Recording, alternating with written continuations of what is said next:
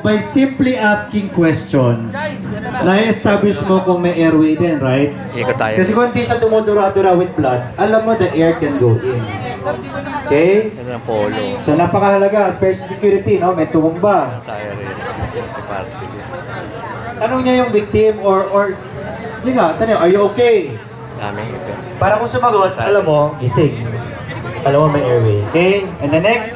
Call EMS. O call the local ambulance service. Kaya pag mag-event kayo, or ride, i-record nyo na ilagay nyo na sa cellphone nyo. Ano yung numbers ng LGU na dadaanan nyo. Kaya.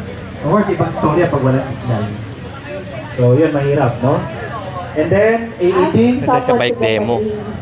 So, yan ang challenge sa Pilipinas kasi hindi widely available yung AED. Time check Yung AED sa device, di ba remember I mentioned cardiac arrest is an electrical problem? Maxis. Para mag-shock